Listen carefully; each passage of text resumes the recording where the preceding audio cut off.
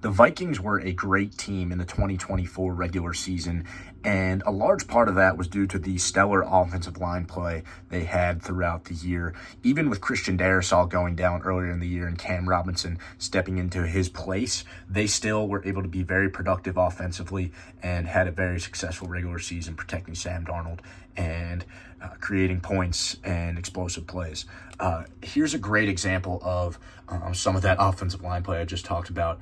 Darrisaw and Brandel are picking up this TE game against Javon Hargrave and Nick Bosa, and it doesn't get passed off perfectly by Brandel as Hargrave works to pick the inside shoulder of Darrisaw, but Darrisaw does a great job of doing just enough in recovery to deflect Hargrave past the spot and box him out away from getting to the quarterback. I really like this technique by Darrisaw. Once he loses that leverage against Hargrave and Hargrave's working into his inside shoulder, Darrisaw does a great job of working to box out, is the best way I could describe it, Hargrave from being able to get to Sam Darnold. So he throws his hip into Hargrave while trying to deflect him and is able to shield Darnold from Hargrave being able to touch him. So it's interesting, not very conventional technique, but I think it's a really good job by Darrisaw utilizing that strength to deflect Hargrave past the spot of the quarterback. Great rep here by Darrisaw in recovering and giving his quarterback enough time to escape the pocket. I think an early theme of this video is the Vikings offensive line's ability to recover. We saw that rep with Darrisaw previously, and Brian O'Neill does a solid job here. I think O'Neill is one of the fastest setters in the entire NFL, and that puts him in a good position to be able to recover against this rush by Nick Bosa here. He does a good job of initially getting to the spot and settling there. And once Bosa goes to work that double hand swipe on his outside hand, O'Neill's outside hand does miss and get swiped, and he kind of gets opened up there, and Bosa creates an edge. But like I said, O'Neill is one of the quicker offensive tackles in the league, and he does a great job of recovering here as Bosa works to get that edge. O'Neill does enough to deflect Bosa up the field and allows Darnold to get a pass off. I think O'Neill had a great day in protection in this game, and this is another rep of it right here. The Vikings are working a pocket play action, and offensive tackles are typically taught to utilize the run fake to their advantage in these situations and set faster and towards the rusher in more of a jumped set type of way to make it look like a run and get your hands on the rusher before that they realize it's a pass and transition to a pass rush. So O'Neill attempts to do that here with his set. He sets out quickly to Bosa, but Bosa is up the field pretty quickly. So O'Neill does a good job of adjusting with his second set to get in front of Bosa and establish that space with his hands. And then O'Neill is elite at deflecting rushers even once they gain an advantage and try to work an edge. So once Bosa transitions to the pass rush here and realizes it's a pass, O'Neill does a good job of deflecting that inside shoulder of Bosa up the field and getting just enough space for Darnold to get that pass off. So it's a sort of a quicker release on this play action play, but O'Neill does a good job of setting quickly to Bosa, establishing a pretty wide pocket, and then deflecting Bosa up the field and creating that space for Darnold to make a big play out of the Vikings end zone to Justin Jefferson, which goes for a touchdown. So huge play by the Vikings here out of Jefferson, O'Neill, Darnold, and the rest of the Vikings offense to create a touchdown. Nick Bosa is able to get a sack against Christian Darrisaw here in this 2-minute situation, and I want to talk about some of the things that go wrong on Darrisaw's end that allow Bosa to capture an edge and get to Sam Darnold. So we talk about being square in your set and the benefits of that being that it takes away options for the pass rusher. So if you're two turned initially, it gives the pass rusher options to either work a move inside or outside. And a good indicator of whether you're square enough is when your inside foot is up the field for 2 sets and you're able to be at the spot in a square position. Darrisaw is pretty turned at the spot, and he turns pretty early in the set, which creates an easier path to the quarterback for Bosa when he decides to work this outside move. And you notice Darisal's relationship to Darnold right here. As Bosa gets to the point of contact, he is almost perpendicular with Darnold, and his back is facing the opposite sideline. A better positioning and indicator of if you're square enough to the quarterback and him at his spot and launch point is when your back is facing the quarterback and is square to him. So my offensive line coach teaches it with different verbiage.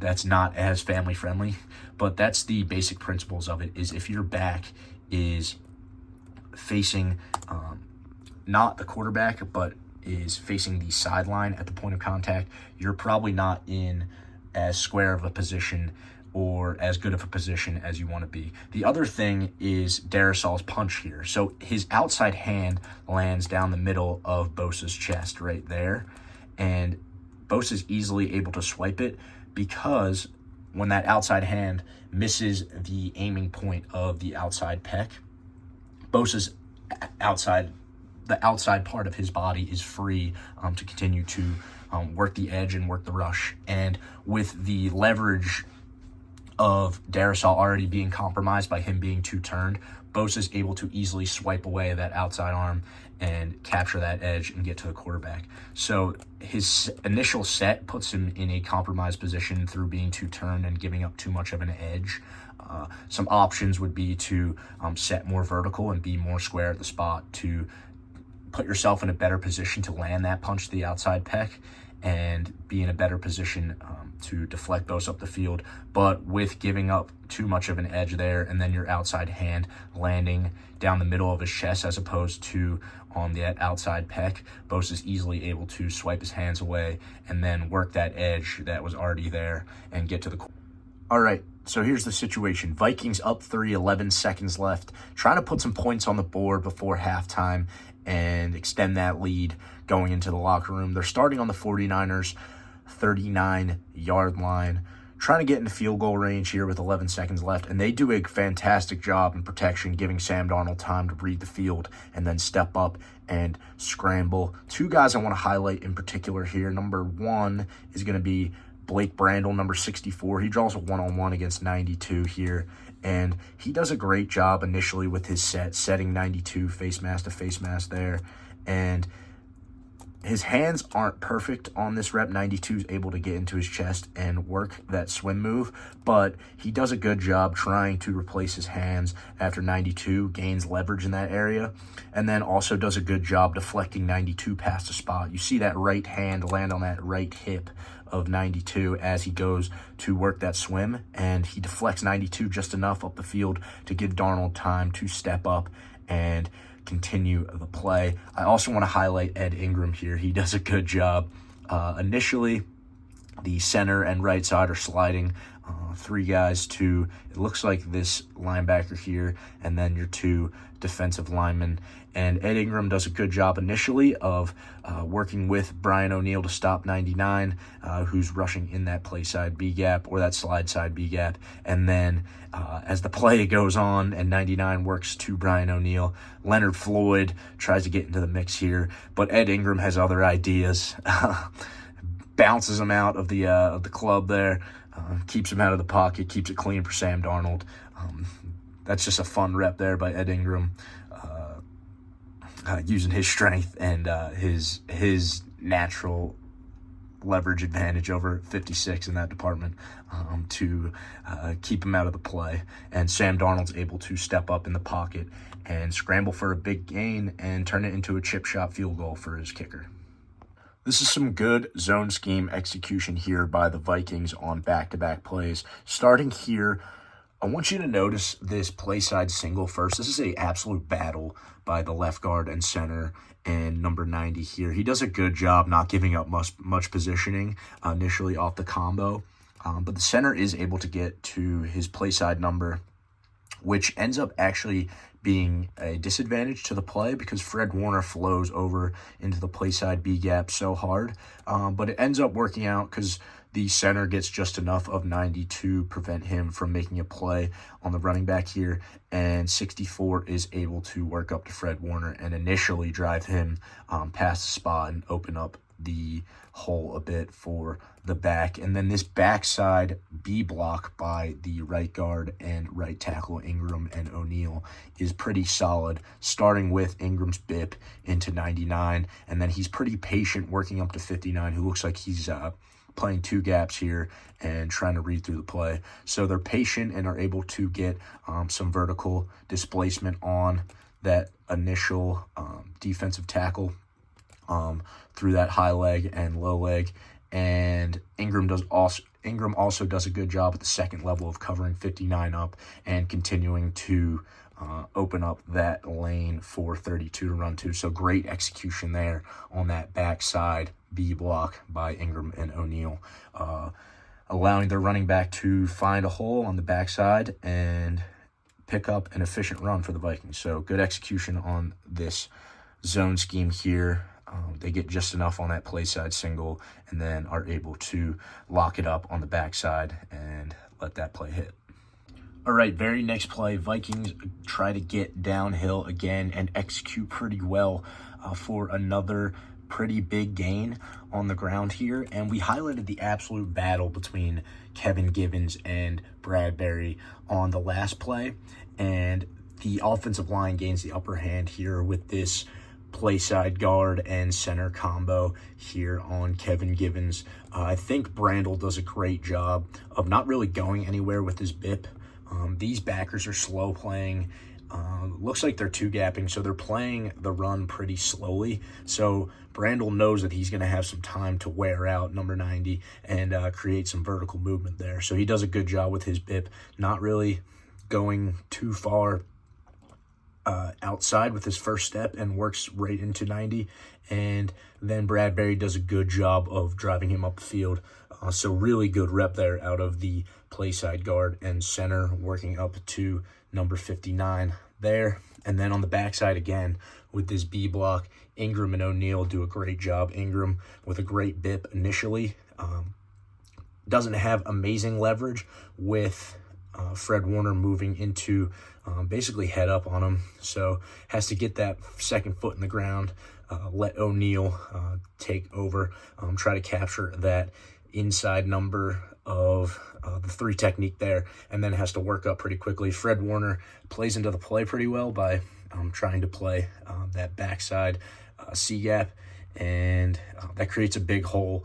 Ingram doesn't have to do too much there for the Vikings to run through for a big gain. So great job on the play side by the left guard and center there, really creating some vertical movement and moving their guys up the field. And then great job on the backside B block by Ingram and O'Neal to pick up a big gain on the ground for the Vikings. Big third down here in the fourth quarter, and the Vikings are looking to add to their lead. I want to watch a little Brian O'Neal pass pro and some of the things he does in this rep that contrast some of the things we talked about that went wrong in the Christian Darrisaw rep against Nick Bosa earlier. One thing we talked about was being square at the spot, and O'Neal does a great job of that here. We talk about that indicator of having your inside foot up the field for at least 2 kicks, and you notice after O'Neal's second step or second kick is in the ground, that inside foot is still squarely up the field. And when he gets to the point of contact at the rusher, he has a great relation to the quarterback with being at his spot in a square position. And that's one thing I noticed about O'Neal's game is how quickly he's able to set and cover ground in his set. So he does a great job of that here, being ready for the rusher in a nice square position, taking advantage of how quickly he's able to set. And then once he gets the speed to power from Leonard Floyd, he's able to start that hand battle. Even though Floyd makes the first contact, O'Neal's able to extend. And once his hands are in a bad position, he's able to replace and assist the ability to anchor. So being square at the spot doesn't give Floyd as many options. He has to use the speed to power. And then once O'Neal gets you in that spot, he's going to be able to replace his hands and he's going to be able to anchor. So he does a great job of all those things here, starting with how quickly he's able to get 3 kicks into the ground and be in a nice relation to the quarterback at the point of contact in the rush. So great job here by O'Neal on this big 3rd down and pro, giving Sam Darnold some time to get the ball out and get a first down. More pass pro out of Brian O'Neal here, and we get to see a little veteran savvy out of number 75 now. This is probably the 2nd or 3rd one-on-one rep O'Neal and Leonard Floyd have had on this drive. So O'Neal decides to switch it up a little bit with the 1-kick jump set. I've heard a conversation between Brandon Thorne and Roger Rosengarten where they talked about this technique. I can't quite remember what Rosengarten called it, but he utilizes this a lot as well, where you get that 1 kick in the ground, but then you immediately work a jump set to a wider edge rusher. So O'Neal does it to perfection here. He's able to do a good job of, once he does that initial jump set, settling at the spot in a good position to strike Floyd and get that separation and deflect him up the field. So great job, very athletic out of O'Neal here, settling down after the initial jump and throwing off the rhythm of Floyd. Great rep here by O'Neal, giving his quarterback time to make a big play, which was a pretty common theme in this game.